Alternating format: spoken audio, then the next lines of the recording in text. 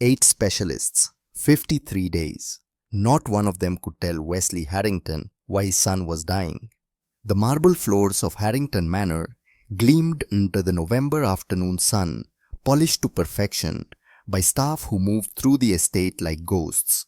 Everything looked pristine, beautiful, controlled. But behind the mahogany doors of the nursery, death was creeping closer. Wesley stood in his office phone pressed against his ear, staring at medical reports that might as well have been written in a foreign language. Dr. Ashworth's voice crackled through the speaker, apologetic but firm. Mr. Harrington, I've consulted with colleagues at Johns Hopkins and Boston Children's. We've run every test imaginable. Metabolic panels, genetic screenings, environmental toxicology. The symptoms simply don't match any known pediatric condition. Wesley closed his eyes. His hand tightened around the phone until his knuckles went white. There has to be something, he said. His voice was rough, scraped, raw from too many sleepless nights. Children don't just deteriorate without cause. I understand your frustration, but sometimes medicine has limits. We're doing everything isn't enough. Silence hung between them, heavy, suffocating. Dr. Ashworth cleared his throat. I'm sorry, Mr. Harrington. Truly. We'll keep monitoring, but at this point, I recommend preparing yourself for difficult possibilities. The call ended. Wesley set the phone down slowly, carefully, as if any sudden movement might shatter what little control he had left. 14 months ago, he'd buried his wife. Now he was watching his 16-month-old son fade away, and the greatest medical minds in the country were telling him to give up hope. He wouldn't accept that. He couldn't. But hope was becoming harder to hold. A soft knock interrupted his thoughts. Mr. Harrington. The voice belonged to Vivienne Blackwell, the head nanny who'd been with the family for 17 years. Miss Brennan has arrived. She's waiting in the foyer. Wesley straightened. Rosalind Brennan, Margot's best friend, the woman his wife had asked in her final conscious moments to watch over Finn if anything happened. He'd resisted calling her for months. Pride perhaps, or fear. Fear that needing help meant admitting he was failing as a father. But Finn was running out of time, and Wesley was running out of options. Send her up, he said. Rose Brennan stood in the foyer of Harrington Manor and felt the weight of 14 months crash over her like a wave. The last time she'd been here, Margot was alive. They'd sat together in the sunroom drinking tea, laughing about something small and unimportant. Margot had been radiant that day, glowing with the kind of happiness that came from loving deeply and being loved in return. 3 weeks later, she was dead. A car accident, they said. Brake failure on a winding road. Instant. Painless. Rose had never believed in painless death. Pain always found a way to linger even after the body stopped feeling it. She touched the edge of the marble console table, running her fingers along the cool surface. Everything in this house was expensive, elegant, untouchable. But beneath the polish, Rose sensed something wrong, something rotting. She'd felt it the moment she stepped through the door. Footsteps echoed from the grand staircase. Rose looked up. Wesley Harrington descended slowly, deliberately, like a man carrying the weight of the world on his shoulders. He looked older than she remembered, thinner. His tailored suit hung loose at the shoulders, and dark circles shadowed his eyes. But it was the expression on his face that stopped her cold. Grief, desperation, and something else, guilt. Rose. He reached the bottom of the stairs and extended his hand. Thank you for coming. She took his hand. His grip was firm but trembling slightly. I should have come sooner, she said quietly. When you called last week, you had your reasons. His voice was gentle, understanding. Margot's death was hard on you too. I know that. Rose swallowed the lump forming in her throat. Heart didn't begin to cover it. Margot had been more than a friend. She'd been the sister Rose never had. The person who'd pulled her out of the darkest period of her life after Cecilia died. And now Margot was gone too. You said Finn was ill, Rose said, redirecting the conversation before emotion could drown her. That the doctors can't find what's wrong. Wesley's jaw tightened. 8 specialists, 13 hospital visits, hundreds of thousands of dollars in testing. No answers. He's not even 2 years old yet and He stopped, unable to finish the sentence. Dying, Rose finished for him. Wesley flinched but nodded. I need to see him, Rosie said. Before Wesley could respond, another voice cut through the foyer. Mr. Harrington, is everything all right? Rose turned. A woman descended the stairs behind Wesley, late 50s, slim and elegant, with silver-streaked dark hair, pulled into a flawless chignon. She wore a crisp navy dress and sensible heels. Her posture was perfect, her expression composed, but her eyes were cold, sharp, assessing. Miss Brennan, the woman said, offering a smile that didn't reach her eyes. I'm Vivian Blackwell Finn's primary caregiver. Mr. Harrington mentioned you'd be visiting. Primary caregiver, not nanny. The distinction felt deliberate. Rose extended her hand. It's nice to meet you. Vivian's handshake was brief, efficient, and frigid. I understand you were close with Mrs. Harrington. Yes, how lovely. Vivian's tone suggested anything but. Though I must say it's been quite some time since you visited. 14 months, isn't it? The jab was subtle but sharp. Rose felt it land. I've been in Vermont, Rose said evenly. Working. As a maid, I believe tons. Vivian's smile was polite, condescending. How practical. Rose's fingers twitched at her sides, but she kept her voice calm. Honest work. Of course. Vivian turned to Wesley. I was just about to give Finn his medication. If you'll excuse me. She glided past them, disappearing down the hallway toward the nursery wing. Wesley watched her go, then looked at Rose. Vivian has been invaluable these past months. I don't know what I would have done without her.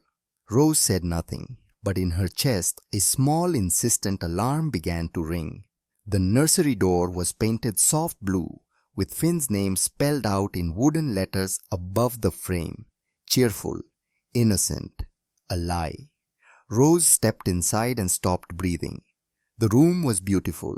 Custom furniture, hand-painted murals of forest animals, a mobile hanging above the crib with delicate wooden birds. Sunlight streamed through gauze curtains, painting everything in soft gold. But the smell hit her first. Sickness, antiseptic, something medicinal and wrong. And beneath it all, fear. Finn lay in his crib, too still for a child his age. His eyes were open, but glassy, unfocused. His skin had a grayish pallor that made Rose's stomach turn. She moved closer, her heart breaking with every step. Hey, sweetheart, she whispered. Finn didn't react, didn't turn his head, didn't smile or reach for her the way babies should. Rose touched his forehead gently. Fever, high. His breathing was shallow, labored. His tiny chest rose and fell with visible effort. This wasn't just illness, this was suffering. When did the symptoms start? Rose asked, not taking her eyes off Finn. Wesley stood in the doorway, unable to look directly at his son. 7 weeks ago, vomiting at first, then fever, now. He gestured helplessly. Has he been eating? Barely. Vivian manages to get formula into him, but he throws up most of it. And the doctors found nothing. Nothing. They keep saying viral infection, but the timeline doesn't fit. Viruses resolve or escalate. This just continues, getting worse but never quite. He couldn't say the word. Fatal. But it was heading there. Rose studied Finn carefully. His arms lay limp at his sides, one hand curled loosely around a stuffed rabbit. She reached down and gently lifted his wrist. Bruises, small, faded, but unmistakable. Finger marks. Rose's pulse kicked into overdrive. She carefully examined Finn's other arm. More bruises. These ones newer, darker. Wesley, she said quietly. Has Finn been falling, bumping into things? He barely moves anymore. Vivian says he's too weak. Rose's jaw tightened. She pulled back Finn's sleeve, slightly revealing another bruise on his shoulder. This one was shaped like a handprint. Someone had gripped this baby hard enough to leave marks. Mr. Harrington. Vivian's voice sliced through the room. She stood in the doorway, holding a bottle and a small medicine cup. Finn's medication is due. Rose straightened. What medication? Vivian's smile was patient patronizing. His fever reducer, Tylenol, as prescribed by Dr. Ashworth. May I see the bottle? I beg your pardon. The Tylenol bottle, I'd like to see it. Vivian's expression didn't change, but something flickered in her eyes. Annoyance, wariness. Miss Brennan, I've been administering medications to children for over 30 years. I hardly think. I'm not questioning your experience, Rose said calmly. I'd just like to see what he's taking. Vivian's smile froze. For a long moment, she didn't move. Then, very deliberately, she set the medicine cup down on the changing table and walked out of the room. Wesley frowned. Rose, Vivian knows what she's... Look at his arms, Rose interrupted. She pulled back Finn's sleeves, fully revealing the full extent of the bruising. Wesley's face went pale. What is that? Finger marks. Someone's been gripping him. Hard. That's impossible. Vivian would never. I'm not saying she did, but someone did. Rose met his eyes. When was the last time you examined Finn yourself, really looked at him? Wesley opened his mouth, closed it. Shame flooded his face. I've been working, he said weakly. The company you needed to be here. The words came out harsher than Rose intended, but they were true. Wesley flinched like he'd been struck. Before he could respond, Vivian returned. She carried a bottle of children's Tylenol, still sealed in its original packaging. Here, she said, holding it out. As you can see, perfectly standard medication. Rose took the bottle. It was sealed, unopened, which meant Vivian hadn't been giving Finn Tylenol at all. Thank you, Rose said evenly. She handed the bottle back. I appreciate your time, Miss Blackwell. Vivian's eyes narrowed slightly. Of course, though I must say Miss Brennan Harrington trusts me with his son's care. I have been with this family for 17 years. I raised Finn since he was born. The message was clear. You're an outsider. You don't belong here. Rose smiled politely. Then I'm sure you won't mind if I stay for a few days. To help, as Margot would have wanted. The temperature in the room dropped 10 degrees. Vivian's smile became brittle. How thoughtful, though I'm not sure we have the guest accommodations prepared. The cottage, Wesley said suddenly. Both women turned to look at him. Margot's cottage in the garden. It's furnished. Rose can stay there. Vivian's mask slipped for just a fraction of a second. Rose caught it. Anger. Pure cold anger. Wonderful, Rose said. I'll get my things. The cottage was exactly as Margot had left it. Rose stood in the doorway, throat tight as memories flooded back. This had been Margot's sanctuary, her art studio, the place she'd escaped to when the demands of being Mrs. Harrington became too heavy. Canvases still leaned against the walls, half-finished paintings frozen in time. The easel stood by the window, a dried palette resting on the stool beside it. Margot had been painting a garden scene the last time Rose visited. Now the painting would never be finished. Rose set her suitcase down and walked through the small space slowly.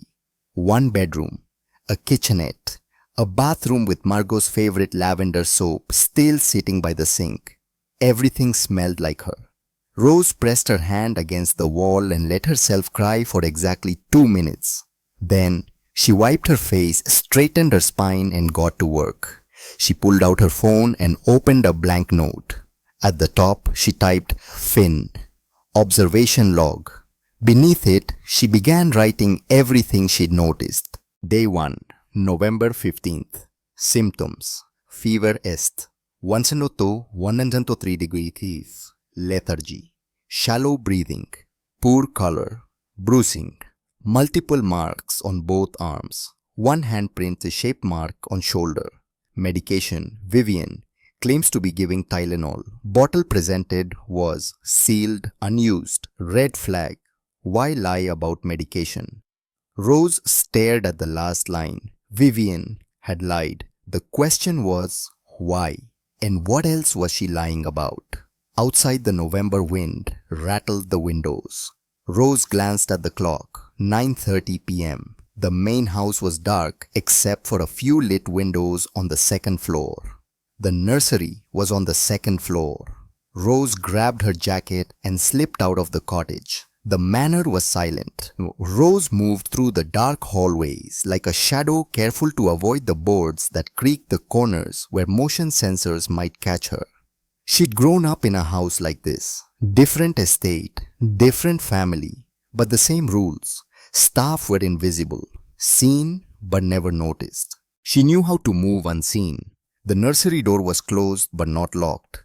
Rose turned the handle slowly, inch by inch, until the latch released with the softest click. She slipped inside. The room was darker than before, illuminated only by a small nightlight shaped like a moon. Finn lay in his crib, making small whimpering sounds in his sleep. Rose approached carefully and placed her hand on his forehead. Burning. His fever was worse, much worse. "It's okay, sweetheart," she whispered. "I'm here." She moved to the changing table where Vivian kept supplies. A logbook sat on top documenting medications and feeding times. Rose opened it and ran her finger down the entries. November 14th, 8:00 p.m. Tylenol, 2.5 ml administered. November 15th, 8:00 a.m. Tylenol, 2.5 ml administered. November 15th, 8:00 p.m. Tylenol, 2.5 ml administered. All lies. Rose checked the medicine cabinet, mounted on the wall. She found the children's Tylenol bottle, the same one Vivian Nanny had shown her earlier, still sealed, which meant for at least 3 days, possibly longer. Finn had been suffering with a fever over 102 degrees without any medication at all. This wasn't negligence. This was deliberate. Rose's hands shook as she photographed the logbook, the sealed bottle, everything. Then she checked Finn's arms again, pulling back his sleep sack gently. Her blood went cold. New bruises, darker, fresher. These hadn't been there 8 hours ago. Someone had hurt this baby tonight. Rose felt rage bubble up inside her, hot and sharp. But she forced it down, channeled it into focus. She needed proof. Real proof. Something Vivian couldn't explain away or deny. Rose looked around the nursery thinking. Then her eyes landed on the baby monitor. It was an expensive model mounted on the wall with a camera that tracked movement.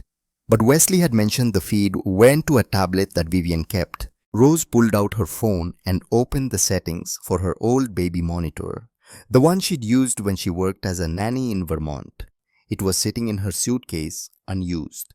If she could install it here, hidden, she could record everything. But first, she needed to understand what she was dealing with. Rose returned to the medicine cabinet and examined everything inside. Standard infant care items, diaper cream, gas drops, saline spray, bandages, and then pushed to the back. She found something that didn't belong. A small bottle, no label, filled with clear liquid.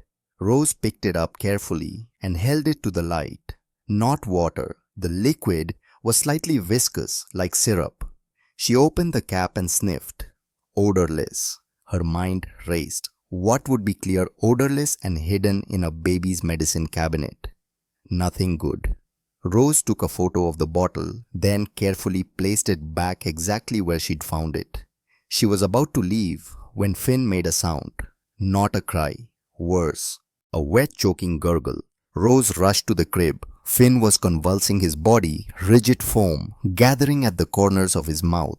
Seizure. "No, no, no," Rose whispered frantically. She turned him on his side, supporting his head, making sure his airway stayed clear. The seizure lasted 45 seconds. When it ended, Finn went limp, unconscious. Rose's heart hammered against her ribs. She needed to get Wesley. Get help. But something stopped her. The foam at Finn's mouth. She'd seen this before. 2 years ago with Cecilia. Her little sister had seizures near the end. The doctor said it was brain damage from the prolonged illness. But they'd never found the source. Until it was too late. until the autopsy revealed slow poisoning. Rose stared at Finn's tiny pale face and felt the pieces click into place. The unexplained symptoms, the doctors finding nothing, the lies about medication, the bruises, the hidden bottle. Someone was poisoning this baby. And Rose knew exactly who. Rose didn't sleep that night. She sat in the cottage, laptop open, researching. Clear, odorless liquids that could cause seizures, fever, vomiting, and progressive weakness in toddlers. The list was short, but one substance kept appearing in medical journals, case studies, and forensic reports. Digoxin, a heart medication derived from foxglove plants. In therapeutic doses, it regulated heartbeat. In excessive doses, especially in children, it was deadly. Symptoms of digoxin toxicity: nausea, vomiting, weakness, confusion, seizures, cardiac arrhythmia. Exactly what Finn was experiencing. Rose's hands trembled as she read further. Digoxin was nearly impossible to detect in standard toxicology screens unless specifically tested for. It mimicked viral illness perfectly. And it was the perfect murder weapon. Slow, subtle, undetectable. Unless someone knew what to look for. Rose closed the laptop and pressed her palms against her eyes. She needed proof, not suspicion, not theory. Proof. But how a soft knock on the cottage door made her jump. She checked the time. 6:15 a.m. Rose opened the door. Wesley stood on the step, still in yesterday's clothes, looking like he hadn't slept either. He had another seizure last night, Wesley said without preamble. Vivian called the on-call nurse. They said it's normal for his condition. It's not normal, Rosie said. I know. Wesley ran a hand through his disheveled hair. Rose, I need to know. Do you think something else is going on here? Something the doctors aren't seeing? Rose looked at him, saw the desperation in his eyes, the fear, the guilt. She made a decision. Can I trust you? She asked quietly. What? Can I trust you? Wesley, completely. He stared at her confused and alarmed. Of course. Why? Rose opened the door wider. Come inside, we need to talk. Rose told him everything, the sealed Tylenol bottle, the forged logbook, the bruises appearing overnight, the hidden bottle in the medicine cabinet, the foam at Finn's mouth during the seizure, and finally her suspicion about digoxin poisoning. Wesley listened in silence, his face growing paler with each revelation. When Rose finished, he sat motionless, staring at nothing. Vivian, he finally whispered. You're saying Vivian is poisoning my son. I'm saying someone is. And she's the only person with constant access to him. But why? She's been with this family since before Finn was born. She loved Margot. He stopped, something flickering across his face. She loved Margot. Rose leaned forward. What is it? Wesley stood abruptly and walked to the window. The will. Margot's will. What about it? Margot had made arrangements for Vivian. A significant sum, $2.5 million. It was meant to be part of her retirement, her security. Margot felt she owed Vivian that after 17 years of service. Rose's pulse quickened, and a week before the accident, Margot changed it. Wesley's voice was hollow. She found discrepancies in the household accounts. Money missing, 17,000 here, 8,000 there. It had been going on for years. Vivian was stealing. Margot never confronted her about it. She didn't want a scene, but she amended the will, reduced Vivian's inheritance to 75,000, put the rest in Finn's trust. Rose felt the final piece fall into place. Vivian knows about the change. She was there when Margot met with the lawyer. She brought tea. I remember because Margot seemed tense that day. Wesley turned back to Rose. Do you think that's why? The question hung in the air. Do you think that's why Margot died? Rose thought about brake lines failing on a winding road. Thought about how convenient that accident had been. Thought about a woman who just lost $2.5 million. We need to search her room, Rose said. Wesley shook his head. We can't just... Your son is dying. Rose stood, meeting his eyes. If I'm right, every minute we waste is another minute that poison is in his system. We need proof. Now. Wesley stared at her for a long moment. Then he nodded. Vivian takes Finn to the pediatrician this morning at 9. She'll be gone at least an hour. Rose checked her watch. That gives us 40 minutes. Vivian's private suite was on the third floor, separate from the main staff quarters. Rose and Wesley stood outside the door at 8:53 a.m. listening to the sounds of Vivian's car pulling away down the gravel drive. "Last chance to back out," Rose said. Wesley opened the door. The suite was immaculate. Everything in its place, not a speck of dust anywhere. The bed was made with hospital corners, the desk organized with military precision. Rose had never trusted people who lived without mess. Life was messy. People who pretended otherwise were usually hiding something. "You take the bathroom," Rose said. "I'll search in here." They moved quickly, carefully replacing everything exactly as they found it. Rose went through the desk drawers first. Bills paid in full. Receipts meticulously organized. Bank statements showing a modest but stable account. Nothing unusual. She moved to the closet. Clothes hung in color-coordinated order. Shoes lined up perfectly. Purses arranged by size. Rose ran her hands along the top shelf and felt something solid. A box. She pulled it down carefully. It was wooden, about the size of a shoebox with a small brass lock. Rose tried the clasp. Locked. She looked around and found a letter opener on the desk. It took 30 seconds to jimmy the lock. Inside the box, Rose found a world of secrets. Photographs first, old ones faded. A young Vivian holding a baby boy, maybe 2 years old. The child had dark curly hair and bright eyes. He was laughing in the photo, reaching for the camera. Rose flipped it over. Written in neat script, Harrison age 2. More photos. Harrison at various ages. Always alone with Vivian. Never with another parent. Then the photos stopped. No pictures of Harrison older than 2.5. Rose's chest tightened. She dug deeper into the box and found newspaper clippings. Local child dies of unexplained illness. Mother seeks answers after son's sudden death. Medical mystery. Toddler's death leaves doctors baffled. All dated 22 years ago. All about Harrison Blackwell, Vivian's son. Rose felt sick. "Rose," Wesley's voice came from the bathroom, sharp with tension. "You need to see this." Rose carried the box into the bathroom. Wesley stood by the medicine cabinet holding a small prescription bottle. "Digoxin," he read from the label. "Prescribed to Adelaide Blackwell. Vivian's mother. Died 8 years ago. Heart condition." Wesley looked at Rose. "This prescription is 15 years old. Why would Vivian keep it?" Rose didn't answer. She was staring at something else. On the counter, partially hidden behind a tissue box, was a leather journal.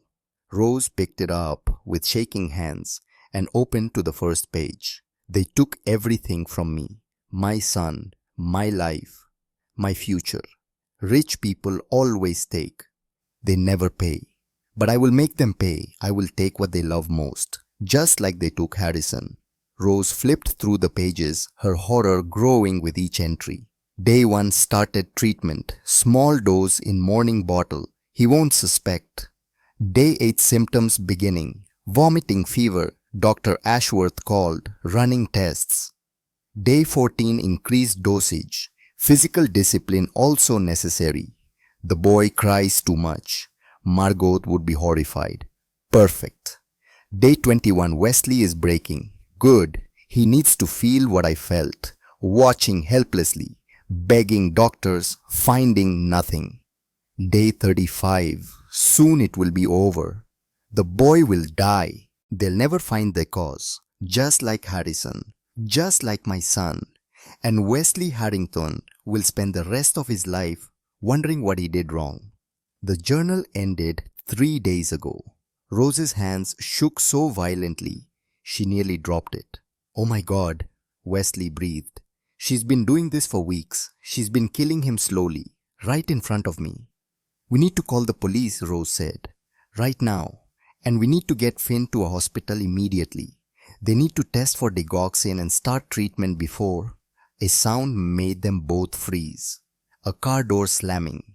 Rose rushed to the window. Vivian's vehicle was back in the driveway. "She's home early," Rose whispered. Wesley quickly shoved the digoxin bottle in his pocket. Rose clutched the journal and photographs. They could hear footsteps below, the front door opening. Vivian's voice calling out to staff. "We need to get out of here," Wesley said urgently. Rose grabbed the box of photographs and newspaper clippings. They couldn't leave this evidence behind. They moved to the door, listening. Vivian's footsteps were on the second floor, now moving away from them toward the nursery wing. "Now," Wesley whispered.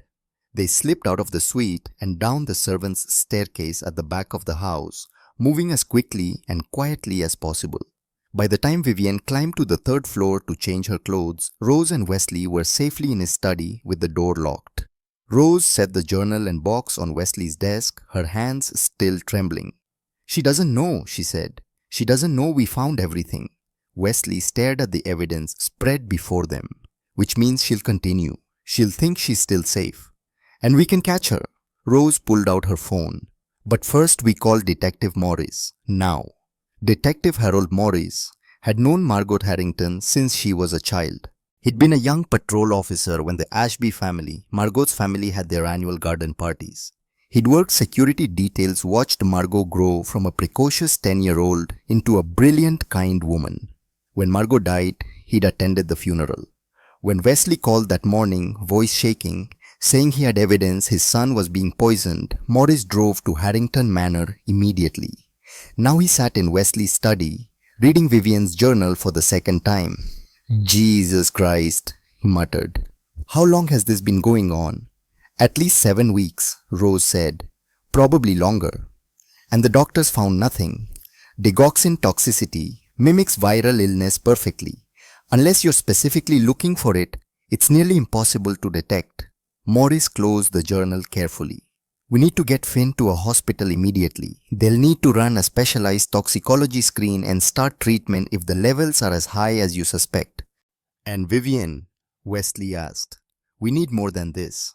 Morris gestured to the evidence. "Don't misunderstand, this is damning. But a good defense attorney will argue the journal could be fabricated. The digoxin bottle belonged to her mother. The photographs prove she lost a child, but not that she's harming yours." "What about the logbook?" Rose held up her phone, showing the photographs she'd taken. "She's been lying about giving Finn medication." "It's good, but it's not enough for first-degree murder charges. We need to catch her in the act." Morris stood and paced the study. "What we need is video evidence, irrefutable proof of her administering the poison." Rose felt her stomach turn. "You want us to let her continue poisoning Finn?" "Not continue," Morris said quickly. "But we need to catch her attempting it. If we can get her on camera with audio of her admitting what she's doing, we'll have everything we need to put her away for life." Wesley's face was pale. "How do we do that?" Rose already knew. She'd been thinking about it since they'd found the journal. "I have a baby monitor," she said. "From when I worked as a nanny in Vermont. It has high-definition video and audio recording. If we install it in Finn's nursery tonight, hidden where Vivian won't see it, we can record everything." "And then?" Wesley asked. "Then we wait," Morris said. "Vivian thinks you're both oblivious. She'll continue her routine, and we'll catch her." "How long?" Wesley's voice was tight. "Could be tonight, could be tomorrow. But based on her journal entries, she's close to finishing this. She won't wait long." Rose thought about Finn, lying in that crib, suffering. Every instinct screamed at her to grab the baby and run. But if they didn't catch Vivian properly, she might escape justice, might hurt another child in another family. "We do it," Rose said. "Tonight." Installing the camera took 17 minutes. Rose waited until 11 p.m. when Vivian retired to her suite, and Wesley dismissed the remaining staff for the evening. The manor settled into silence. Rose moved through the dark hallways, baby monitor in hand, and slipped into Finn's nursery. The baby was sleeping fitfully, his breathing ragged. Rose wanted to scoop him up, rush him to a hospital, demand they test for digoxin immediately. But that would tip their hand, and Vivian would escape. So Rose forced herself to be patient. She positioned the camera on top of a tall bookshelf, angled to capture the entire room, the crib, the changing table, the medicine cabinet. The lens was tiny, hidden behind a stuffed elephant. Unless someone knew exactly where to look, they'd never see it. Rose tested the feed on her phone. Perfect. She could see everything. Back in the cottage, Rose set up the laptop. The camera feed showed Finn's nursery in perfect detail. The green glow of the nightlight casting everything in an eerie hue. Wesley sat beside her, staring at the screen. Detective Morris was in an unmarked car down the street, ready to move the moment they called. "Now we wait," Rose whispered. They didn't have to wait long. At 1:47 a.m., the nursery door opened. Vivian entered, moving confidently in the darkness. She wore a silk robe and carried something in her hand. A bottle. Rose leaned closer to the screen, her heart pounding. Vivian went to the medicine cabinet and removed the unlabeled bottle Rose had seen before, the one filled with clear liquid. She measured out a careful dose using a medicine dropper. Then she lifted Finn from his crib. The baby stirred but didn't wake. Vivian held him with practiced ease, supporting his head, positioning the dropper at his lips. "No," Wesley breathed beside Rose. "No, we have to stop her." "Wait." Rose grabbed his arm. "We need her to say something, anything. We need audio." On screen, Vivian administered the dose. Finn's face scrunched, but he swallowed reflexively. Vivian set him back in the crib and stroked his hair. When she spoke, her voice was almost tender. "Shh, little one. It will be over soon. No more pain, no more suffering. Just like Harrison, you'll be at peace." She leaned down and kissed his forehead. "And your father will finally understand what loss really means." Rose hit the save button and dialed Morris simultaneously. "We have it," she said when he answered. She just dosed him. "It's all on video. I'm 2 minutes out. Don't let her leave." Rose and Wesley ran from the cottage to the main house. They burst into the foyer just as Vivian was descending the main staircase, having returned from the nursery. She stopped when she saw them. For a moment, no one moved. Then Vivian smiled, cold, calculating. "Up late, are we?" she said pleasantly. "I was just checking on Finn. He's sleeping peacefully." "I'm sure he is," Wesley said. His voice was steady, but Rose could see his hands shaking. "After you poisoned him." Vivian's smile didn't waver. "I have no idea what you're talking about." "We have it on video," Rose said. "Everything. The digoxin, your confession, all of it." For the first time, Vivian's composure cracked. Just a fraction, but it was enough. "You're bluffing," Vivian said. Rose held up her phone. The video paused on a frame showing Vivian holding the dropper to Finn's mouth. The color drained from Vivian's face. "Vivian Blackwell," Detective Morris's voice came from the doorway behind her. "You're under arrest for attempted murder, child endangerment, and poisoning." 2 uniformed officers entered with him. Vivian didn't run, didn't fight. She simply stood there as they handcuffed her, her expression blank. As the officers led her past Wesley and Rose, she stopped. "You think this changes anything?" she said quietly. "Margot is still dead, and nothing you do will bring her back." "No," Wesley said, "but justice for her murder is a start." Vivian's eyes widened. "You can't prove."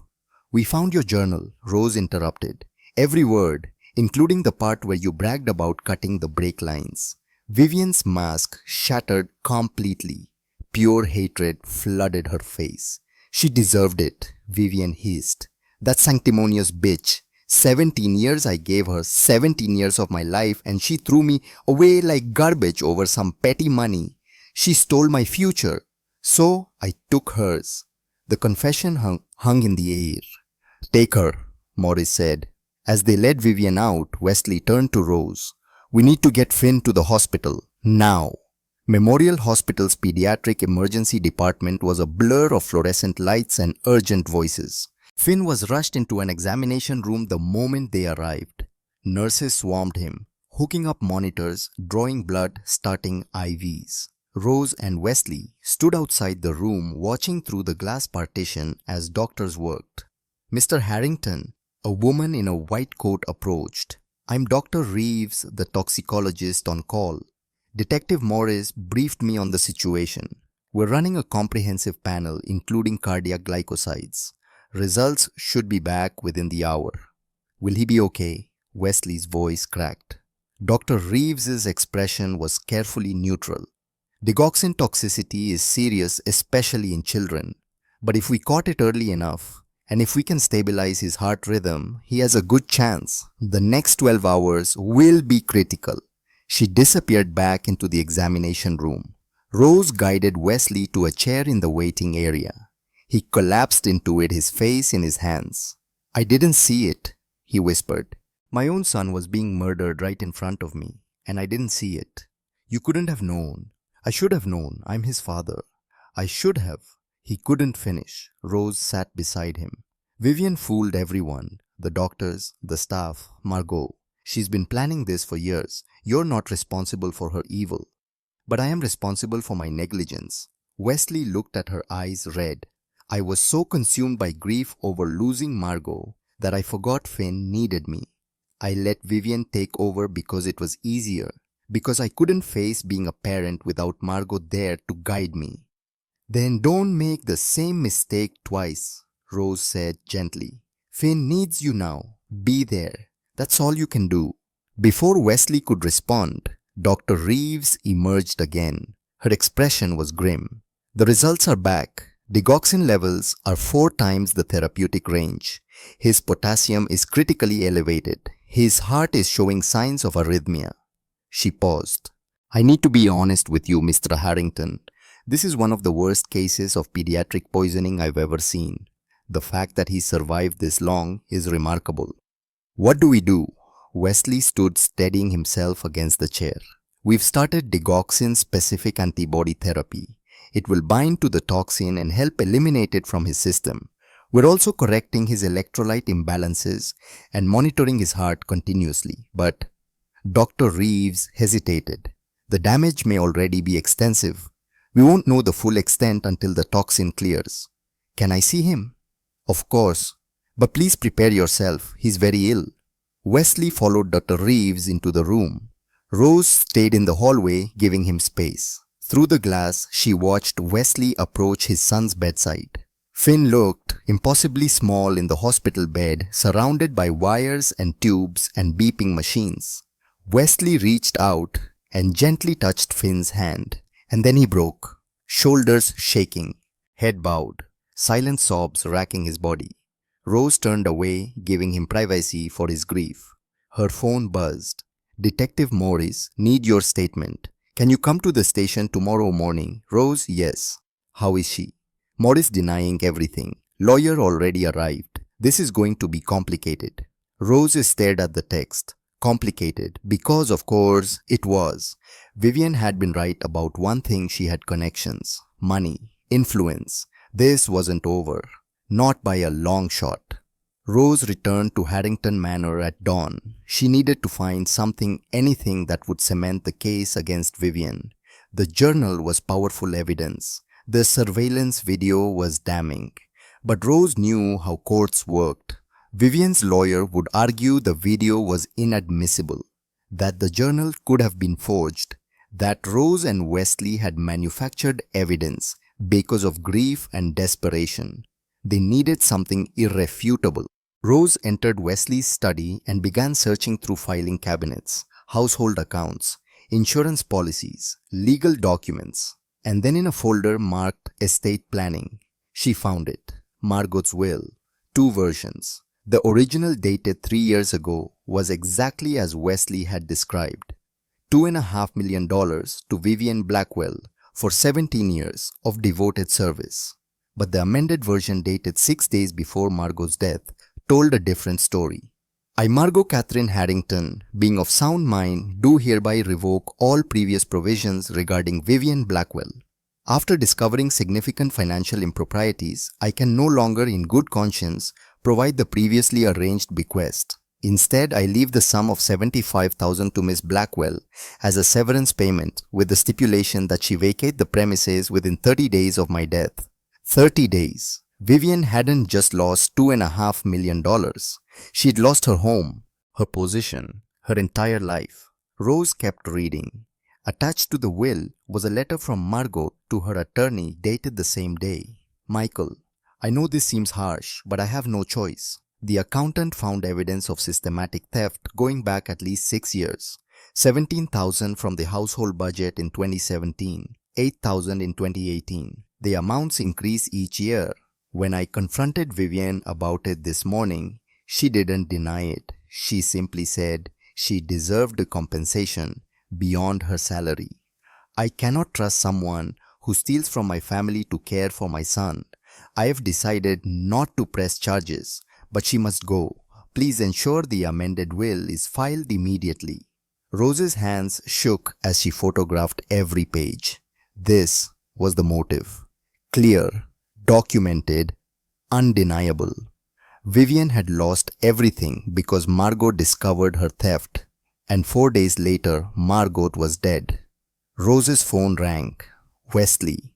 Rose Finn's heart rhythm has stabilized. Dr. Reeves says he's responding to treatment. He's going to make it. Relief flooded through her.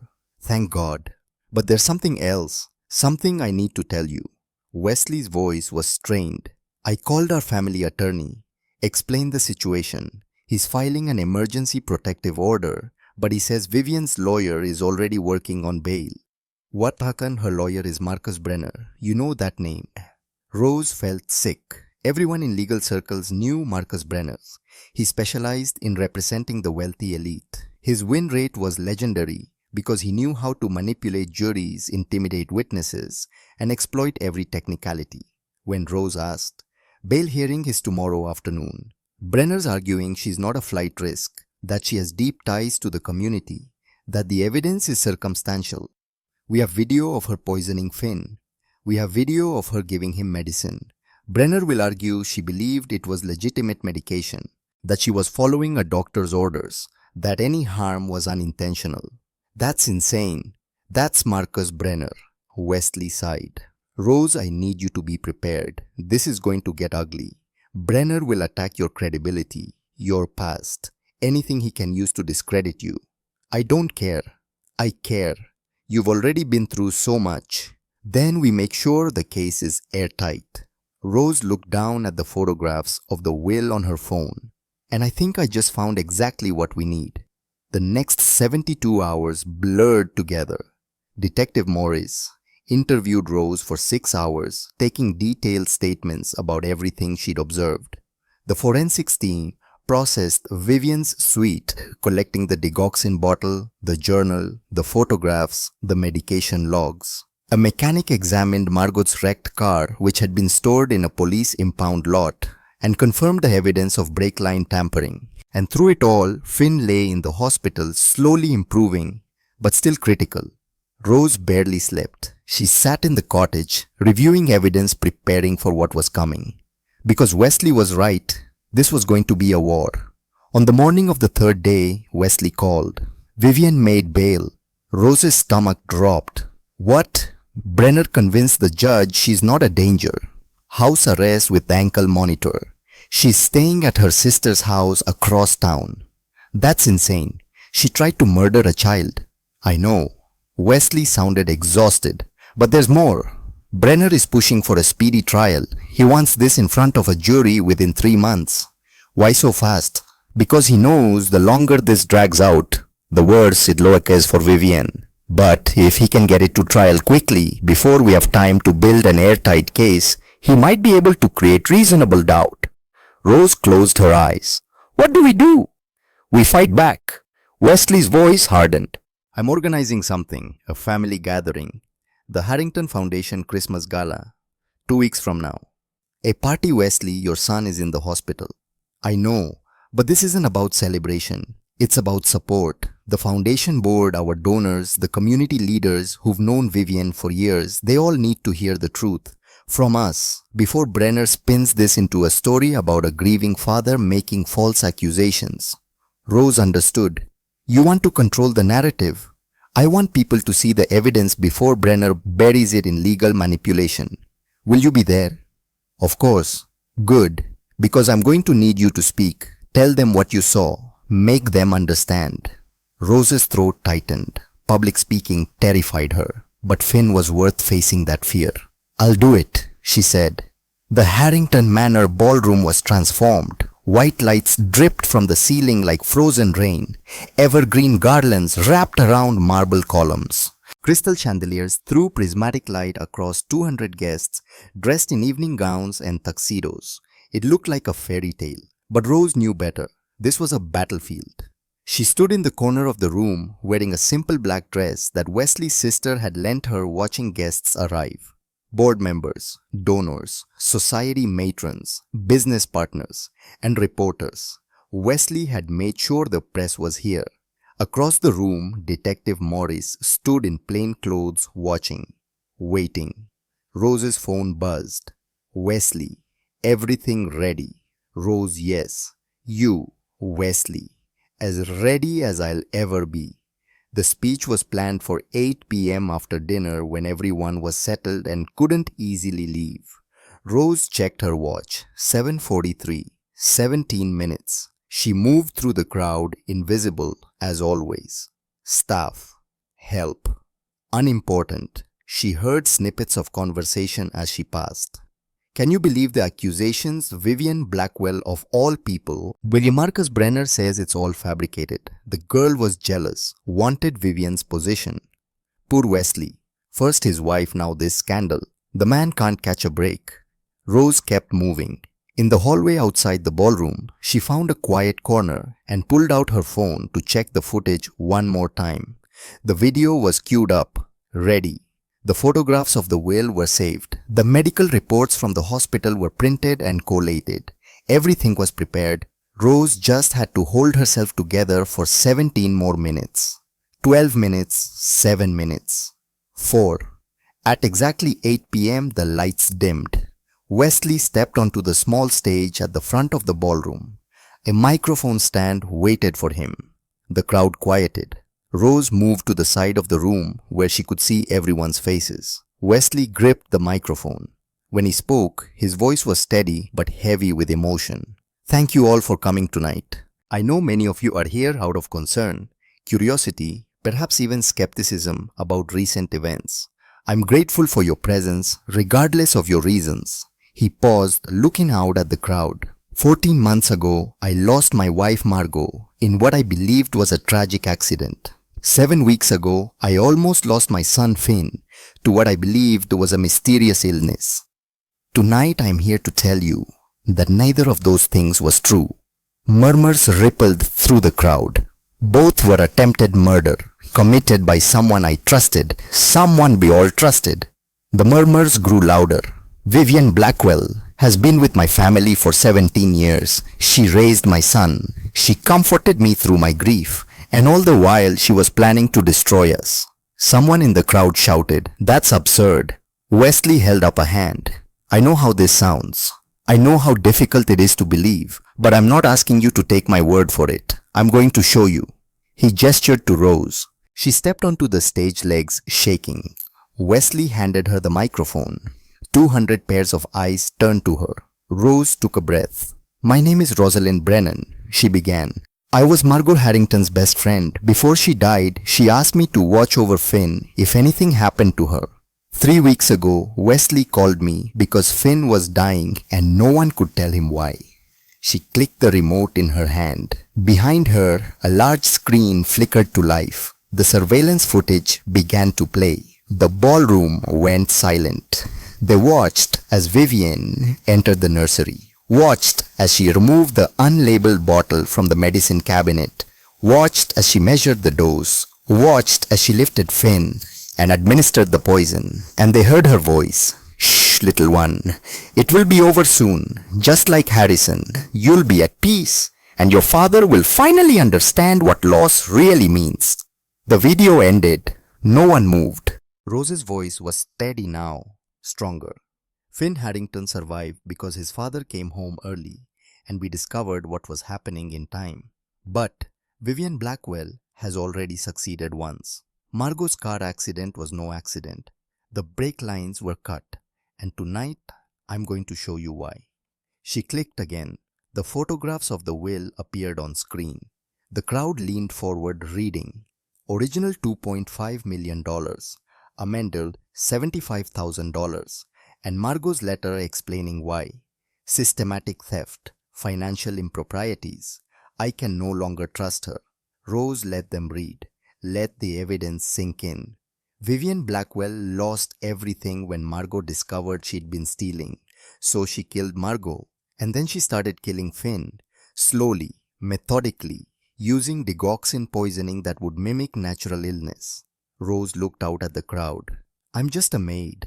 I have no connections, no power, no influence. But I love that little boy enough to pay attention when something felt wrong.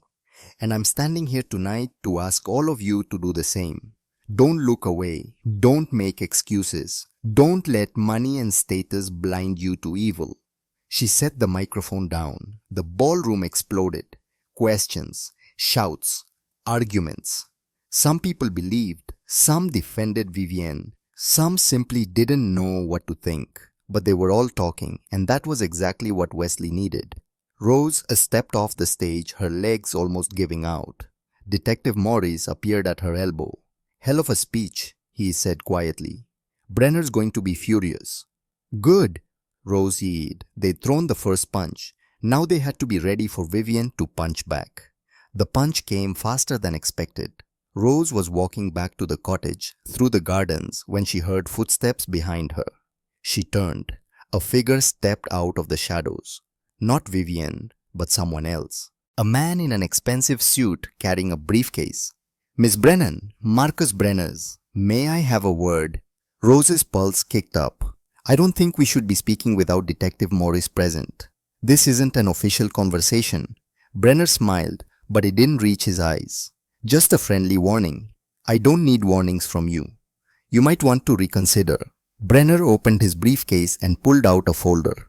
Rosalind Margaret Brennan, age 28, born in Burlington, Vermont. Sister Cecilia died 2 years ago of complications from an undiagnosed illness. Rose went cold. Except it wasn't undiagnosed, was it? Brenner continued.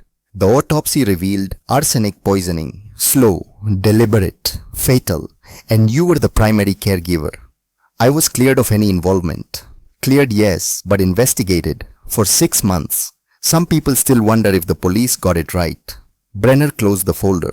Imagine what a jury will think when they hear about your history. Your sister dies mysteriously under your care. And now you're accusing someone else of the exact same crime. Rose felt sick. You're threatening me.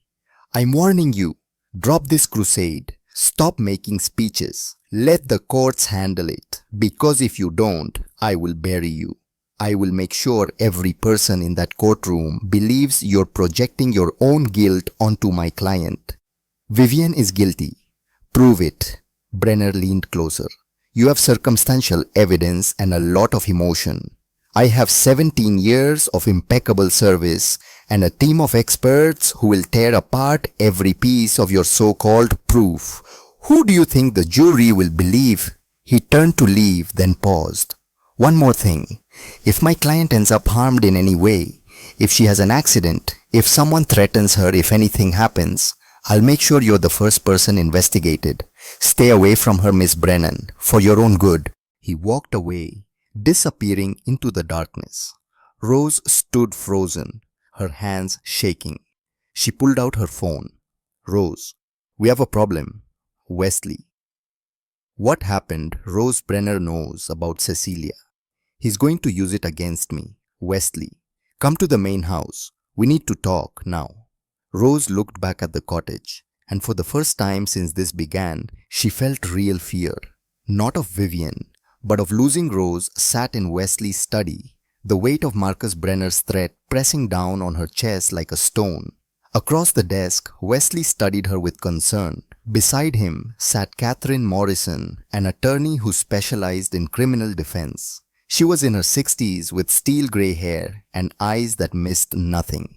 Tell me exactly what Brenner said, Catherine instructed. Rose recounted the conversation in the garden, word for word. When she finished, Catherine leaned back in her chair. He's fishing, she said finally. The Cecilia situation was thoroughly investigated and you were cleared. But he's right about one thing, perception matters. A jury hears you were investigated for poisoning your sister and suddenly reasonable doubt creeps in. So what do we do? Wesley asked. We control the narrative. Catherine opened her briefcase and pulled out files. Rose, I need you to tell me everything about Cecilia's death. Every detail. We're going to address it head-on before Brenner can weaponize it. Rose's throat tightened. She hadn't talked about Cecilia in months. The grief was still too raw, but Finn was worth opening old wounds. She was 5, Rose began quietly. She started getting sick about 8 months before she died. Vomiting, weakness, seizures, just like Finn. The doctors couldn't figure it out. They tested for everything: metabolic disorders, genetic conditions, environmental toxins. And they found nothing, Catherine asked. Not while she was alive. It wasn't until the autopsy that they discovered arsenic in her system. Someone had been poisoning her for months. Who? Rose's hands clenched in her lap. My stepfather. He confessed after the police confronted him with the evidence. He'd taken out a life insurance policy on Cecilia 6 months before she got sick. $500,000. Catherine wrote notes. But you were investigated. Because I was her primary caregiver. I fed her, gave her medication, put her to bed every night. The police thought maybe I was involved, or at least complicit. They questioned me for weeks. Rose's voice cracked. They thought I'd let him kill her, or helped him do it. Wesley reached across the desk and touched her hand. Rose. But they cleared me. Rose continued, pulling herself together. Because I'd been the one trying to save her. I'd taken her to 17 different doctors. I'd kept detailed records of everything: food symptoms, medications. I'd begged the police to investigate. When they finally arrested my stepfather, he admitted I had no idea what he was doing. Catherine nodded slowly. That's actually helpful. It establishes a pattern. You're someone who investigates when something feels wrong. You don't ignore red flags. You pursue answers. Brenner will still use it to make her look obsessed, Wesley said. Maybe. But we can flip it. Rose's experience with Cecilia is exactly why she recognized what was happening to Finn. She'd seen these symptoms before. She knew what to look for. Catherine closed her file. We make this your strength, not your weakness. Rose wanted to believe that, but fear still coiled in her stomach.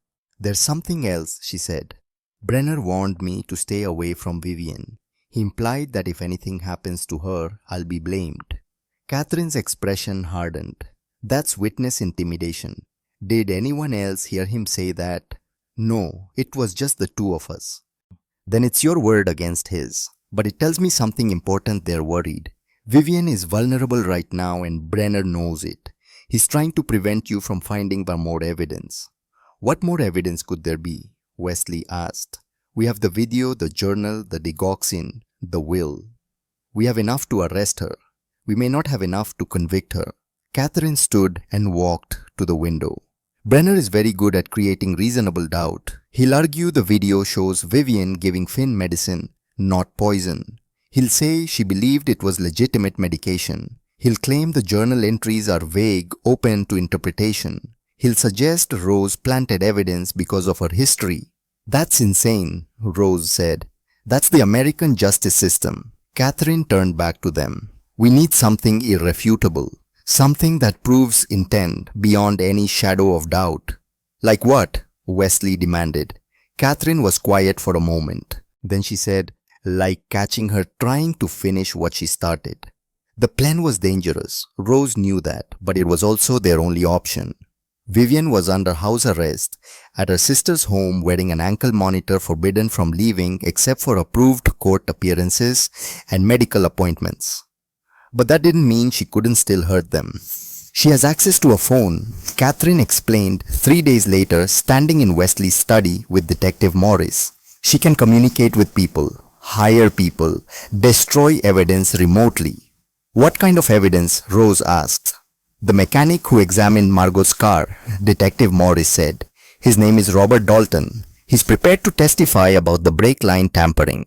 But he's also the only witness who can definitively connect the sabotage to Vivian. Has he been threatened? Wesley asked. Not yet, but Brenner knows about him. It's only a matter of time before Vivian tries to influence his testimony. Rose understood. You want to use him as bait. We want to give Vivian an opportunity to make a mistake, Catherine corrected. If she reaches out to Dalton, if she tries to threaten him or bribe him, we'll have proof of witness tampering. That's a separate felony. It shows consciousness of guilt. And if she tries to hurt him, Rose asked, we'll be watching, protecting him. Detective Morris pulled out a file. But there's something else, something that might draw Vivian out more directly. He slid a photograph across the desk. Finn, healthy, smiling, sitting in a hospital playroom with toys. He's being discharged tomorrow, Detective Morris said. The digoxin is out of his system. His heart rhythm is stable. Medically, he's ready to come home. Wesley's face lit up with relief, then darkened with understanding. You want to use my son as bait? No, Rose said immediately. Absolutely not. We are not putting Finn in danger. We wouldn't, Catherine said. But Vivian doesn't know that. As far as she's aware, Finn coming home means he can testify eventually. Children's testimony is limited, but at his age, certain reactions can be documented. If he shows fear around Vivian's photograph, if he exhibits trauma responses that can be presented to a jury. So Vivian has motivation to make sure Finn never makes it to trial, Rose said slowly. Exactly. The room fell silent. Finally Wesley spoke. What's the plan? The announcement was carefully orchestrated. Wesley posted on social media something he rarely did, a photograph of Finn in the hospital accompanied by text. Grateful beyond words. Finn is coming home tomorrow. Thank you to everyone who prayed for us during this nightmare. Within an hour, the post had 3,000 shares. By evening, it was local news, and Vivian, watching from her sister's house, would know. But what Vivian didn't know was that Finn wasn't actually coming to Harrington Manor. Detective Morris had arranged for the boy to be transferred to a secure safe house instead, with round-the-clock protection from child services. The announcement was a trap. And Rose was the bait. She stayed at the manor that night, sleeping in the cottage with her phone on the nightstand. Detective Morris and 2 plainclothes officers were stationed around the property. Catherine had arranged for additional security cameras to be installed covering every entrance. Everything was ready. At 11 p.m. Rose's phone buzzed. Detective Morris' movement detected at the north gate. Someone cut the security system. Rose sat up, heart pounding. Rose, is it her? Morris? Can't confirm yet. Stay inside. Lock the doors. Rose didn't lock the doors. Instead, she pulled on her jacket and slipped outside. If Vivian had sent someone, if they were making their final move, Rose needed to see it. Needed to stop it. The November air was frigid, biting through her clothes. Rose moved silently through the garden, following the stone path toward the main house. A shadow moved near the conservatory windows. Rose froze. The shadow solidified into a figure dressed in black, moving deliberately toward the house's side entrance. Too tall to be Vivian. Rose pulled out her phone to text Morris, but before she could, the figure turned. Not Vivian. A man. Large, muscular, wearing a ski mask. He was carrying something, a crowbar. Rose's breath caught. Vivian had hired someone. The man jimmied the side door open with practiced efficiency. He slipped inside. Rose didn't think. She ran. Into the house through the hallway, following the sound of footsteps on the stairs. He was heading toward the nursery. No, Rose whispered. She grabbed a fireplace poker from the entry hall and ran up the stairs. The man was at the nursery door, now pushing it open. Stop, Rose shouted. The man turned. Rose swung the poker. She missed his head, but caught his shoulder. He grunted and stumbled backward. Security, Rose screamed. Help! The man recovered and lunged at her. Rose dodged, bringing the poker up again, but he was faster. He grabbed it, wrenched it from her hands, and shoved her hard. She hit the wall, the air knocked from her lungs. The man turned back toward the nursery. Rose scrambled to her feet and threw herself at him, grabbing his jacket, pulling him back. You're not touching that baby, she snarled. He spun, fist raised, and stopped. Detective Morris stood at the top of the stairs, gun drawn. Police, on the ground, now. The man didn't move. Now. The man dropped to his knees, hands behind his head. Two uniformed officers appeared, cuffing him quickly. Rose sagged against the wall, shaking. Morris approached her. "You okay? Is Finn?" "Finn's not here. We moved him to a safe house this morning. The post was a decoy. We kept the location completely confidential. Only 3 people knew you, me and child services." Rose stared at him. "You used me as bait too." "We needed Vivian to make her move, and she did." Morris gestured to the man being led away. "He'll talk. He'll tell us who hired him, and then we'll have everything we need." Rose wanted to be angry, but mostly she just felt tired. The man's name was Derek Sutton. He was a private contractor, the kind who did jobs no one wanted to discuss in polite company. And within 3 hours of his arrest, facing charges of attempted murder, breaking and entering an assault, he made a deal. Rose sat in the observation room with Wesley watching through one-way glass as Detective Morris interviewed Sutton. "Who hired you?" Morris asked. Sutton leaned back in his chair. "I want immunity. You broke into a home to harm a child. You're not getting immunity, but if you cooperate, I'll recommend reduced charges, 20 years instead of life." Sutton considered this, then nodded. "Vivian Blackwell. She contacted me through an encrypted messaging app 4 days ago. Said she needed someone to handle a problem. Offered me $50,000 cash. What was the problem? The kid. The Harrington kid. She said he needed to have an accident before the trial. Make it look like the father was negligent. Smother him with a pillow, she said. Quick, clean." Rose felt bile rise in her throat. "And you agreed?" Morris's voice was hard. "I needed the money, and she said the kid was already damaged, brain damaged from poison or whatever. Said it would be a mercy." "A mercy?" Morris repeated, disgust evident. "Did Vivian mention anything else? Any other crimes she'd committed?" Sutton shrugged. "She was chatty after we made the deal. Said she'd gotten away with murder once already. The wife, Margot. Said cutting brake lines was easier than she expected. Said rich people never check their own cars." Morris leaned forward. "She confessed to murdering Margot Harrington." "Yeah. Said it was justified, that Margot had stolen from her." Sutton looked at the camera, knowing he was being recorded. "I'm telling you everything. That's the deal, right? I cooperate. I get reduced charges." "We'll see," Morris said. He stood and left the interrogation room. In the observation room, Catherine was already on her phone. "I'm calling Brenner," she said. "This changes everything. Vivian just confessed to first-degree murder through a hired killer. There's no way he can defend this." Rose watched Sutton through the glass. He looked calm, unbothered, like hiring someone to kill a baby was just another job. "There are evil people in this world," Wesley said quietly beside her. "Real evil. I didn't want to believe Vivian was one of them. But she is." Rose took his hand. "At least it's over now." But she was wrong. It wasn't over yet. 6 weeks later, Rose sat in a courtroom packed with spectators, reporters, and cameras.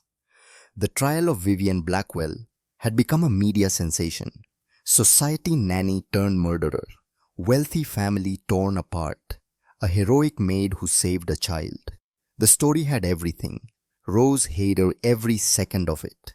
She'd been on the witness stand for 4 hours yesterday, recounting everything she'd seen.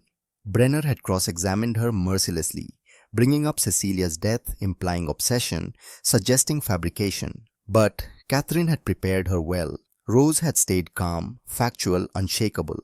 Today was the final day of testimony. Vivian herself was taking the stand. Rose watched as Vivian was led into the courtroom. She looked different, smaller. Her hair had gone completely gray. Her expensive clothes had been replaced with a simple dress. She looked like someone's grandmother, harmless. The jury would see that Rose knew. They'd see a woman who looked incapable of violence. That was the danger. Vivian took the stand and was sworn in. Brenner approached. "Miss Blackwell, can you tell the court about your relationship with the Harrington family?" Vivian's voice was soft, trembling. "I loved them. I gave them 17 years of my life. I raised Finn from birth. I thought of him as my own grandson. And yet you're accused of trying to murder him. How do you respond to that?" "It's not true." Tears welled in Vivian's eyes. I would never hurt a child. I lost my own son Harrison when he was just a baby. I know the pain of losing a child. I would never inflict that on anyone. Brenner nodded sympathetically. What about the video? The surveillance footage shows you administering something to Finn. I was giving him his medication, his prescribed medication. I had no idea it was harmful. Dr. Ashworth had told me. Objection, Catherine interrupted. Dr. Ashworth has already testified that he never prescribed digoxin for Finn Harrington. But sustained, the judge said. Brenner continued smoothly. Miss Blackwell, is it possible you were confused that in your grief over Harrison you made a mistake? I don't know. Vivian covered her face with her hands. Maybe I did. I've been so confused since Margot died. I loved her. Her death devastated me. Speaking of Margot's death, Brenner said, you're also accused of tampering with her vehicle. What do you say to that? I've never touched her car. I don't even know how to tamper with brakes. The prosecution has no evidence linking me to that accident, except the testimony of a criminal trying to reduce his sentence. Brenner let that hang in the air. No further questions, he said. Catherine stood for cross-examination. Miss Blackwell, she began. You say you loved Finn like a grandson, is that correct? Yes. Then why did you write in your journal, and I quote, soon it will be over. The boy will die. They'll never find the cause. Just like Harrison. Vivian's composure cracked slightly. That journal was taken illegally from my private quarters. Answer the question, please. Those were just thoughts, dark thoughts. After losing Harrison after Margot's death, I was struggling mentally. Writing helped me process grief. Interesting. Catherine picked up another document. Did grief also make you hire Derek Sutton to smother Finn in his sleep? I never. Mr. Sutton has testified under oath that you paid him $50,000 to kill Finn Harrington. He has text messages, financial records, and a recorded conversation. Was that also grief? Vivian's face went pale. I was scared, she whispered. Scared I'd be convicted of something I didn't do. Scared of prison. I panicked. I made a terrible mistake. You made several terrible mistakes. Catherine's voice was sharp now. You poisoned a baby for 7 weeks. You murdered your employer. You hired a killer. And now you're sitting here pretending to be a victim. Objection. Brenner stood, argumentative. Withdrawn. Catherine turned to the jury. No further questions. Vivian was led off the stand and closing arguments began. Rose barely heard them. She was too busy watching the jury. 12 faces. 12 strangers who would decide if justice was served. Some looked sympathetic to Vivian. Some looked disgusted. Rose couldn't tell which way they'd vote. After 90 minutes of deliberation, the jury sent word. They had a verdict. The courtroom fell silent as the jury filed back in. Rose gripped Wesley's hand so tightly, her knuckles went white. The judge addressed the foreperson. Has the jury reached a verdict? We have your honor. Please read it. The foreperson stood holding a piece of paper. In the matter of the state versus Vivian Blackwell on the charge of first-degree murder in the death of Margot Harrington, we find the defendant guilty. Rose's breath caught. On the charge of attempted murder of Finn Harrington, we find the defendant guilty. On the charge of child endangerment, we find the defendant guilty. On the charge of poisoning, we find the defendant guilty. On the charge of solicitation of murder, we find the defendant guilty. Vivian collapsed in her chair, head in her hands. Brenner stood objecting, calling for a mistrial, arguing procedural errors. The judge denied everything. Sentencing will be scheduled for 2 weeks from today, the judge announced. The defendant will remain in custody until that time. Court is adjourned. The gavel fell. Rose felt Wesley's arm around her shoulders as she finally let herself cry. They'd won. Justice had been served. 14 days later, Rose sat in the same courtroom as the judge delivered Vivian's sentence. The crimes you committed were heinous, calculated, and motivated by greed. You murdered a woman who trusted you. You tortured an innocent child. You showed no remorse, even when caught. Vivian stared straight ahead, expressionless. I hereby sentence you to life in prison without the possibility of parole for the murder of Margot Harrington. Additionally, 45 years for the attempted murder of Finn Harrington to be served concurrently. You will spend the rest of your natural life incarcerated. Vivian was led away in handcuffs. She didn't look back. Rose watched her go and felt nothing but relief. 4 months later, spring arrived at Harrington Manor. The gardens bloomed with tulips and daffodils. Cherry blossoms drifted on warm breezes. And in the ballroom, 200 guests gathered for the first annual Margot Harrington Memorial Ceremony. Rose stood backstage in a simple blue dress, her hands shaking. "You'll be wonderful," Wesley said beside her. "Just speak from the heart. I hate public speaking. I know, but they need to hear from you." The ceremony began with speeches from board members, testimonials about Margot's charity work, and the announcement of a new pediatric protection program in her name. Then, Wesley took the stage. "Today, we honor someone who embodies everything Margot valued: courage, compassion, and an unwavering commitment to protecting the innocent." Rosalind Brennan didn't have medical training. She didn't have wealth or connections. What she had was a mother's intuition and the bravery to act on it. He gestured for Rose to join him. She walked onto the stage on trembling legs. Wesley held up a crystal award engraved with Margot's name and the words "Guardian Heart." "Rose, you saved my son's life. You honored my wife's final wish. And you showed all of us what true heroism looks like.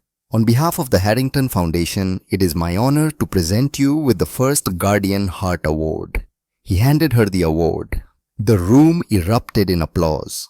Rose looked out at 200 faces and felt tears blur her vision. "I'm not a hero," she said into the microphone. "I'm just someone who paid attention when something felt wrong, who trusted my instincts, who refused to look away." She paused, gathering her thoughts. We live in a world that tells us to mind our own business, to not make waves, to trust authority and accept explanations. But sometimes the person in authority is the danger. Sometimes the explanation is a lie. And sometimes the only thing standing between an innocent life and tragedy is one person willing to ask questions. Rose looked directly at the audience. "If you see something wrong, speak up. If someone you love is suffering, investigate. Don't let fear or social pressure silence you. Because your voice matters. Your instincts matter. You matter." She set the award down and stepped back. The applause was deafening. As Rose left the stage, she felt something shift inside her. For 2 years, she'd carried guilt over Cecilia's death, wondering if she'd missed something, if she could have done more. Now, finally, she'd saved a child. And that made all the difference. 8 months after Vivian's conviction, Rose stood in the garden of Harrington Manor, watching Finn toddle across the lawn. He was 2 years old now, healthy, happy, laughing as he chased butterflies through the flowers. No more seizures, no more fevers, no more fear in his eyes. Just joy. "Lena," Finn called his newest word. "Look." He'd found a ladybug on a daisy and was holding it carefully in his palm. Rose knelt beside him. "Wow, that's beautiful, sweetheart. Should we let it fly?"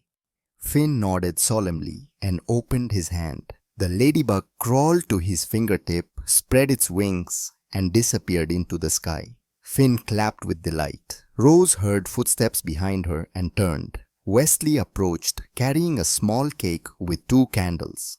"Ready for the party?" he asked. He's been ready since breakfast. They'd planned a small celebration, just family and close friends.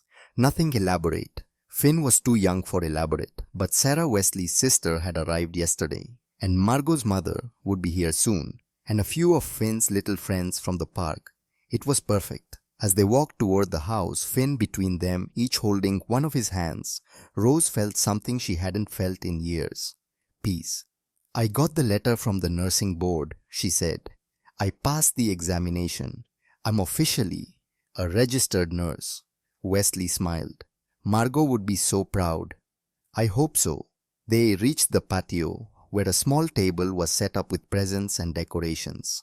Finn spotted the cake and squealed with excitement. The party was joyful, chaotic, full of laughter and sticky frosting and off-key singing. As the afternoon sun slanted golden through the trees, Rose stepped inside to get more juice boxes. In the hallway, she paused at a photograph on the wall. It was from Margot's funeral. She and Wesley standing together, grief etched on both their faces, baby Finn in Wesley's arms. Next to it was a new photograph taken last week. The same three people, same pose. But everything had changed. They were smiling now. Finn was bigger, healthier, and the weight of grief had lifted, replaced by something gentler. Hope. Rose touched the frame gently. "Thank you," she whispered to Margot's image. "Thank you for trusting me." Rose. Wesley's voice came from the patio. "Finn wants you to see his new truck. Coming." She took one last look at the photographs, past and present, grief and healing loss, and love, and walked back into the sunshine. Outside, Finn ran to her with his arms outstretched. "Mama, Lena up." Rose's heart stopped. Mama, who had never called her that before. She looked at Wesley, who had tears in his eyes. "He's been practicing," Wesley said softly. "I told him it was okay, if that's all right with you." Rose couldn't speak. She just scooped Finn into her arms and held him close, breathing in the scent of baby shampoo and frosting and sunshine. "I love you too, sweetheart," she whispered. "So much." As the party continued around them, as friends laughed and children played and the world kept turning, Rose realized something profound. She hadn't just saved Finn's life. He'd saved hers too, because in protecting him, she'd found purpose. In fighting for him, she'd found strength. And in loving him, she'd found home. 3 months later, the legal papers came through. Rosalind Brennan was officially granted shared guardianship of Finn Harrington. Not a maid, not a friend, family. And on the day she moved permanently into the cottage, Margot's cottage, now hers, Rose stood on the porch watching Finn play in the garden. Wesley joined her, 2 cups of coffee in hand. "You know," he said, "Margot always said this cottage was meant for someone special, someone who understood what really mattered." "She was an artist," Rose said. "She saw beauty everywhere. She saw beauty in you." Wesley handed her a coffee. "She told me once, a few weeks before she died, that if anything ever happened to her, you were the only person she'd trust with Finn. She said you had a mother's heart." Rose wiped her eyes. "I wish she could see him now. I think she can." They stood in comfortable silence, watching Finn chase a ball across the grass. The boy who'd nearly died. The boy who'd survived against impossible odds. The boy who'd brought them all back to life. "What are you thinking?" Wesley asked. Rose smiled. "That sometimes the worst tragedies lead to unexpected blessings. That sometimes the people who aren't blood become the truest family. And that sometimes saving someone else is the only way to save yourself." Finn looked up and waved. "Mama, len papa comple." They went, and in that moment, under the spring sun, with a child's laughter ringing through the air, everything was exactly as it should be. 1 year later, Rose stood in the pediatric ward of Margot Harrington Memorial Hospital, wearing scrubs with her name embroidered on the pocket, Rosalind Brennan RN. She'd been working here for 6 months now, specializing in cases of suspected abuse and neglect, using her experience to save other children, other Finns, other Cecilias. Today, she was evaluating a 3-year-old girl named Emma, who'd been brought in with unexplained bruising and failure to thrive. The parents seemed concerned, loving, but something felt off. Rose knew that feeling now, trusted it. She documented everything, asked careful questions, and made a call to Child Protective Services, just to be safe, just to be sure, because Rose had learned the most important lesson of all. When something feels wrong, don't look away. Don't stay silent. Don't wait. Speak up, even if your voice shakes, especially then, because sometimes one voice is all it takes to save a life. Later that evening, Rose drove back to Harrington Manor. The estate felt like home now, not just a place where she worked, but where she belonged. She parked the car and walked through the garden to the cottage. Inside, Finn was already asleep in his room. The second bedroom Rose had converted into a space just for him with his favorite books and toys and a nightlight shaped like a spaceship. Rose checked on him, pulling his blanket up and brushing his hair back gently. His stirred eyes fluttering open. "Mama Lena home," he murmured sleepily. "I'm home, sweetheart. Go back to sleep."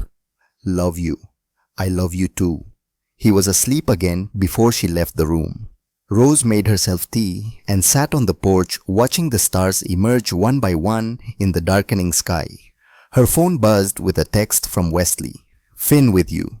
"Yes." "Fast asleep." "Already checked on him." "Good." "Sarah wants to do brunch Sunday." Finn's choice, pancakes or waffles. "Definitely pancakes. With chocolate chips." "Done. See you tomorrow."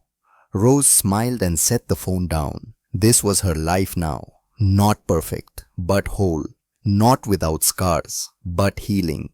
She thought about Margot sometimes. Wondered what her friend would think of how things had turned out. The cottage was no longer an art studio, but a home for the woman who'd saved her son. The foundation bore her name and protected countless children. And Finn was growing up surrounded by love, never knowing how close he'd come to losing everything. Margot would approve, Rose decided. She'd be proud. A breeze rustled through the garden, carrying the scent of jasmine and possibility. Rose closed her eyes and breathed it in. Tomorrow, she'd go back to the hospital and save more children. Tomorrow, Finn would wake up and they'd make pancakes together. Tomorrow, Wesley would probably burn the bacon again and they'd laugh about it. Tomorrow was full of small, perfect moments. And Rose had learned something precious. After surviving the darkness, you appreciate the light so much more. She finished her tea, locked the cottage, and climbed into bed. As sleep claimed her, she thought about all the lives that had intersected to bring her here. Cecilia, whose death taught her to recognize poison. Margot, whose trust gave her purpose. Finn, whose survival gave her redemption. And Vivian, whose evil reminded her that darkness exists, but so does the courage to fight it. Rose's last thought before sleep was simple. I'm exactly where I'm supposed to be. And she was. In memory of those who see the invisible, hear the voiceless, and protect the powerless. Your vigilance matters. Your courage matters. You matter. If you or someone you know is experiencing abuse, please contact National Child Abuse Hotline 1-800-4A. Child 1-800-422-4423. National Domestic Violence Hotline 1-800-799-7233.